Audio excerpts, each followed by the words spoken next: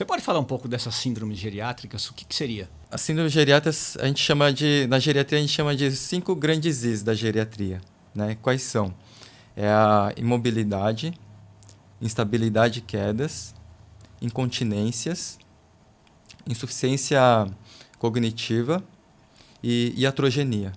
Esses são os grandes Is. O último é? Iatrogenia. Androgenia. Não, iatrogenia. Iatrogenia. Isso.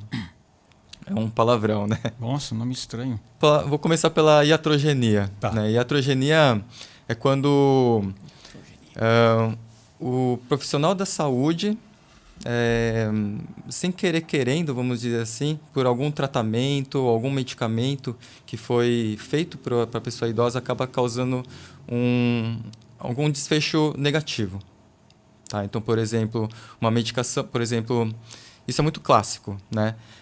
A gente descobriu que o idoso tem pressão alta. Aí vai lá, a gente dá um medicamento, por exemplo, o anodipino, que é um inibidor do canal de cálcio, que um efeito colateral dele é causar edema, inchaço nas pernas. Tá. Aí o idoso está tomando a medicação, chega lá, a perna está inchando, passa no outro médico, aí o médico fala, sua perna está inchada, tem que tomar um diurético. Aí vai lá, toma um diurético, porque a perna está inchada. Aí o idoso começa a fazer mais xixi, geralmente ele não toma muita água, então ele começa a desidratar. Nessa que ele desidrata, pode cair mais a pressão também, então ele pode cair por causa disso, né? A gente chama de uma hipotensão postural. Ele levanta, tem uma tontura e cai. Ele cai. Então, tudo, na verdade, começou com uma medicação que foi para a pressão e outra medicação entrou para tratar o efeito colateral daquela primeira medicação que ocasionou com esse desfecho. Então, é uma cascata iatrogênica que a gente fala, né? Iatrogênica, tá. Cara, isso é muito comum, hein? Sim. Eu conheço. Por isso que a gente vê que, o idoso lá com a sua sacolinha de remédios, mas, na verdade, às vezes, como ela começa a passar com vários médicos, e a maioria... a gente está treinado, né? O médico, na verdade, está treinado a tratar a doença, né? O sintoma, e não entender realmente qual a causa, né, disso tudo. Porque se visse que, não, está tomando olodipino, esse é um efeito colateral da medicação de causar edema, isso vai passar, e estava tudo bem. Né? Mas vai lá, passa com outro médico, passa um diurético, passa... Né? Então, isso realmente... Por isso, na geriatria, é muito importante a gente sempre rever as medicações. Porque é muito comum o idoso apresentar algum problema que, na verdade, pode estar relacionado com o efeito colateral da medicação. Nossa. Isso é muito comum. É bom. Então, essa é a iatrogenia, né?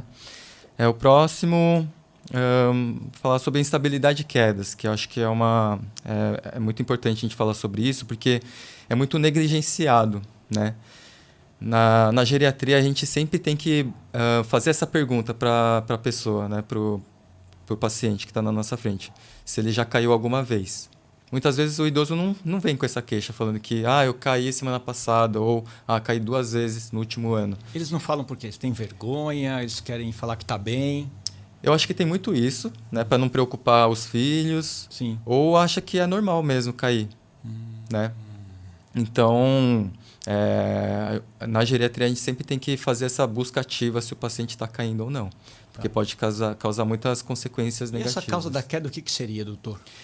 Olha, eu acho, assim como o nome já diz, né, a instabilidade que às vezes faz parte de uma síndrome, né? A queda tem vários fatores. Assim como o exemplo que eu dei de ter uma hipotensão postural, que a pessoa levanta, e aí quando ela sai de um nível, a pressão pode cair. Então a pessoa tem tontura e aí apresenta quedas, né? Tá. Então isso é uma das causas, por isso que a gente tem que sempre rever a medicação. Outra causa de quedas e instabilidade é se a pessoa está perdendo massa muscular, então tem menos força, menos equilíbrio, então isso pode acabar caindo. A visão, né? Se o idoso está enxergando bem, se ele não está enxergando bem, vai lá, vai bater nas coisas, vai tropeçar e cair. Então, ou a parte cognitiva também. Né? E aí já entra na insuficiência cognitiva, né? Que é uma outra síndrome. Mas ainda sobre as quedas, eu queria deixar mais um alerta que a gente brinca, né? Que é o assassino dos velhinhos, que é o chinelo. O famoso chinelo.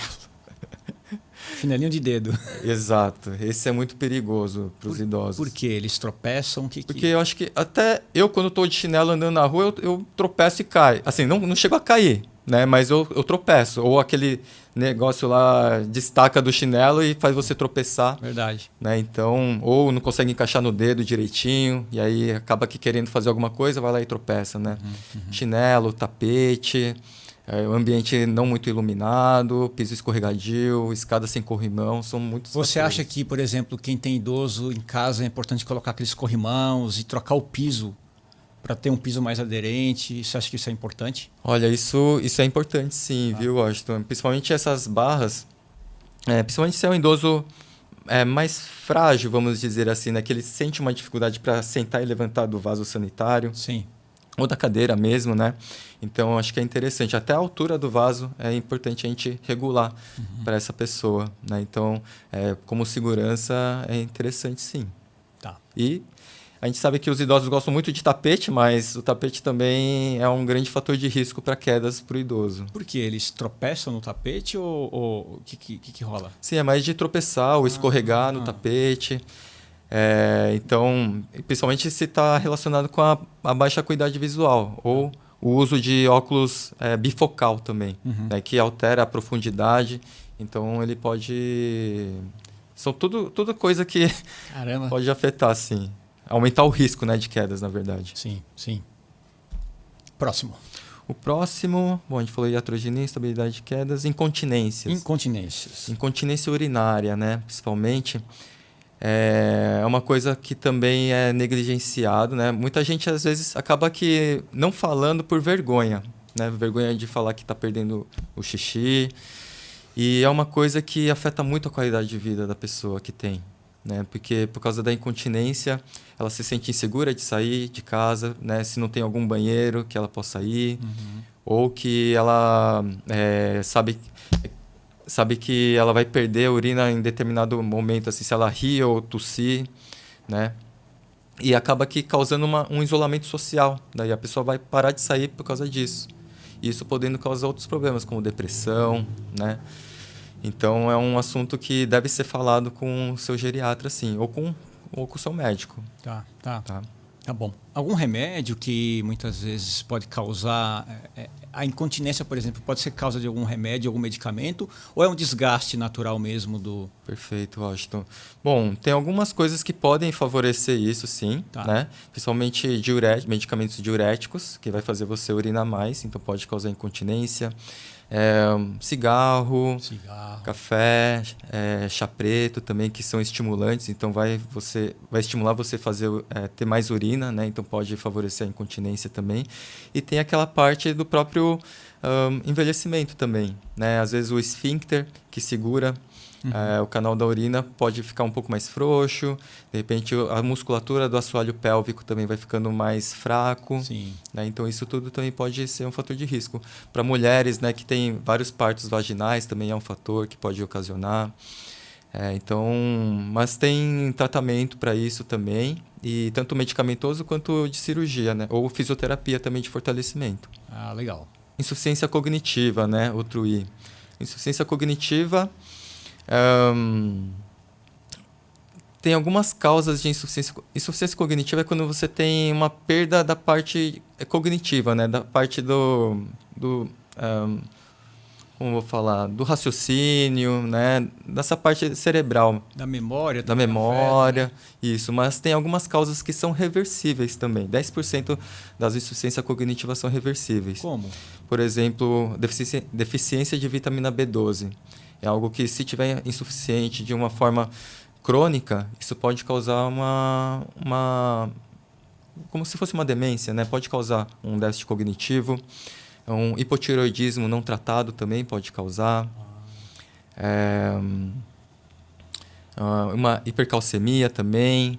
Então, tem algumas medicações, principalmente medicamento anticolinérgico, que a gente chama, são medicamentos que podem afetar a parte cognitiva do idoso também. Por isso que eu falo, Na geriatria, a gente sempre tem que rever a medicação, porque a medicação pode ser a causa daquele problema que ele pode estar apresentando. Tá. Mas aí, nesse caso do cognitivo, dependendo da situação, não dá para reverter. Se não for questão de vitamina B12. Exato. Aí a gente tem as demências, né? A mais famosa é a demência de Alzheimer, né? Que afeta muito a população idosa, mas a gente tem outros tipos de demência também, que aí já são doenças neurodegenerativas, que até o momento a gente ainda não tem cura para elas, né? Mas temos coisas ainda... Temos como diminuir a chance deles e prevenir também. Tá. E aí, nesse caso também, no caso da demência, né, da memória, o idoso deve ficar assim, com cautela de sair de casa, porque pode ser que ele não lembre, né, como voltar, né? Sim, isso é uma preocupação tanto do paciente quanto dos familiares, né? Sim. Principalmente. Mas essa parte de memória também, muita gente que vem com queixa de memória vem com medo de estar desenvolvendo uma demência, né? Mas a memória também pode estar relacionada com outras coisas, né? Como, por exemplo, o idoso, quando ele está deprimido, ele pode ter um pouco de falha de memória também. Né? O idoso deprimido geralmente não vem com uma queixa de tristeza, como um adulto jovem, né? Que a gente vê que está melancólico e tal. Mas o idoso ele pode apresentar com perda de peso, não está conseguindo dormir, né? Ou tá lá mais quietinho, tem uma anedonia, que a gente chama que é a perda de vontade de fazer as coisas que antes ele sentia prazer, né? Então ele vem mascarado. Então a própria depressão pode causar um déficit de memória. Tá? Então é algo que a gente também deve perguntar, investigar isso numa consulta geriátrica. Fora isso, tem outras coisas, né? Aquela pessoa que é muito ansiosa, que está com várias coisas na cabeça, e aí esquece de fazer algo porque está pensando em outra coisa e acha que é questão de memória. Mas, na verdade, é falta de foco, né? Falta de atenção. Eu conheço pessoas assim. Sim. Isso está muito comum mesmo, né? É isso mesmo. Então, a imobilidade é uma síndrome também que ele... Assim, às vezes a gente tem algum estágio anterior que podemos reverter para que a pessoa não chegue nesse estado, né, de imobilidade. Por exemplo, uma pessoa que está perdendo capacidade funcional, está ficando mais frágil e está ficando mais restrito ao leito, que a gente fala, né? Mais restrito na cama. Essa pessoa, ainda quando está restrito, ele tem chance de não evoluir para a imobilidade, né? Fazendo a parte de reabilitação, né? Podendo voltar.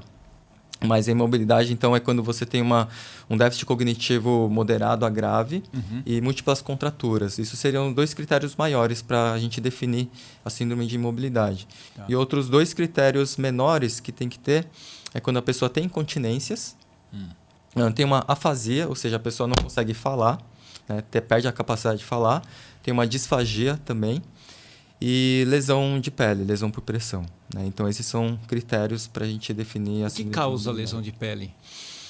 A lesão de pele, nesses pacientes com a imobilidade, são aquelas lesões de pressão. Você já viu?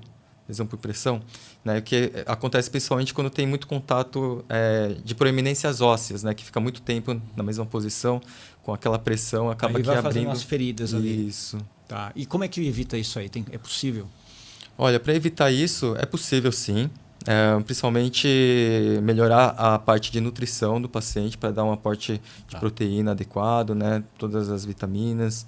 E também o principal é a mudança de decúbito, que a gente chama, né? Mudar de posição com quanto tempo? Assim? A cada 30 minutos, a cada 1 hora, é bom ficar mudando a pessoa que está nessa situação. Tá. O que pode levar à imobilidade, você falou uma coisa de contratura. Seria quebrar um osso, quebrou o fêmur, tem que ficar muito tempo sentado, deitado. Perfeito, né? Sim. Às vezes, quando tem uma fratura que não foi bem tratada, pode gerar isso. Ou um paciente que teve algum AVC também, né? Pode causar isso. Ou em casos de demência avançada também, né? Numa fase mais final da demência, a pessoa pode ficar mais com essa síndrome da imobilidade. Pelo que eu estou entendendo aqui, a imobilidade ela engloba muitas coisas aqui ao mesmo tempo, né? Sim. Ela vai juntando um monte de coisas. Pode ser até o estágio final de tudo isso. Pois é. É uma fase delicada. Eu conheço pessoas que têm. Avó, acho que é uma avó. Um aluno meu tem uma avó que tem uma questão assim. Sim. Tem uns amigos também que tem né? Então, requer um cuidado intenso, viu? Sim. Minha avó também Eu perdi minha avó já faz uns 3 anos aí, né? Ela desenvolveu uma demência, Tá. provavelmente... Ela tinha quantos anos? Ela tinha, na época, 82, 83 anos. Tá. Ela E aí, quando ela desenvolveu a demência, como é que ela... A partir de que idade que ela começou a apresentar uns sintomas mais complexos, mais ou menos? A partir de uns 80 anos. Ela foi até rápido, assim, Tá. no final dela. Né? A partir dos 80 anos ela começou a apresentar. E muito esquecimento, muita confusão. Até o momento que ela parou de andar também. A parte de deglutição para ela se alimentar foi ficando cada vez mais difícil. Até que ela ficou mais na cama mesmo. Aí ela também, como no caso dela, ela morava em Mogi das Cruzes. Então, meu tio que foi lá para cuidar dela, né, a mãe dele. E assim, ele não é da área da saúde. Sim. Então, ele fazia o que podia, mas ele, além de cuidar dela, estava cuidando do meu avô, que ele teve um câncer de estômago, que foi tratado, mas recidivou. E aí já estava mais espalhado, ele também debilitado. Então, estava cuidando dos 2 idosos, né, bem incapacitados. E foi muito difícil para ele, né? E... Apesar de eu sendo geriatra, eu estava indo toda semana para lá, tentando, né, ajudar ele, mas é difícil. Contratamos cuidadores também, mas ela já estava numa situação bem debilitada e acabou falecendo também. Tá. E você falou agora de família, né? Qual que é o papel da família nesse processo todo do idoso? Perfeito, Washington. A família é muito importante, né? Essa questão social também faz parte desse envelhecimento bem-sucedido, né? Um envelhecimento saudável, né? Então, as pessoas acabam que o idoso, assim... Bom, eu não sou pai ainda, mas eu sou filho, né? E eu acabei de sair de casa, né? Casei, né? Vai fazer 1 ano, né? Com a Débora. Sim. E a casa o ninho vai começar a esvaziar. Né? Então os pais já sentem isso e assim a questão social realmente é muito importante, né? A gente sempre está por perto, sempre visitar, mas a gente vê muitas pessoas querendo sair, não querendo morar junto com a pessoa idosa, né? Porque no geral elas estão sozinhas, né? No geral estão sozinhas e a gente vê que essas pessoas que estão sozinhas, que não têm o suporte social, assim, não têm amigos, né? Acabam que adoecendo mais rápido e tendo um desfecho pior também. Nossa, então isso é fundamental, esse apoio da família, né? Com certeza. Contato das pessoas. Contato com as pessoas, isso é muito importante mesmo. Tanto para essa parte de segurança, de bem-estar, né? Sim. É muito importante. Dessas síndromes tem... Qual que você considera que é a mais grave de todas? A mais grave seria a parte das demências. Das demências, né? Que é algo irreversível. Assim, tem causas reversíveis, que nem a gente já falou, mas a maior parte são neurodegenerativas, né? O que acaba aqui demandando muito da família. O paciente também fica muito debilitado. E é triste, né? Porque ela perde a sua identidade, né? Então, eu acho mais grave. Mas uma das coisas também que, como geriatra, que a gente tem que ficar muito atento, que afeta muito a qualidade de vida também, são as quedas. Que nem eu falei, né? Que é muito negligenciado e que pode ter consequências muito graves. Então, eu acho que a gente tem que ficar muito atento com isso. E aí eu já escutei... E não considerar como se fosse algo normal do envelhecimento. Pois é. E já escutei as pessoas falando assim, a pessoa caiu, né, e quebrou a perna. Aí outros falam também que primeiro quebra a perna e cai. Acontece isso também? Acontece. Tá. Acontece quando a pessoa quebra e cai, é porque ela já está com uma osteoporose bem grave. E falta de músculo também poderia ser? E falta de músculo, consequente, também. Tá.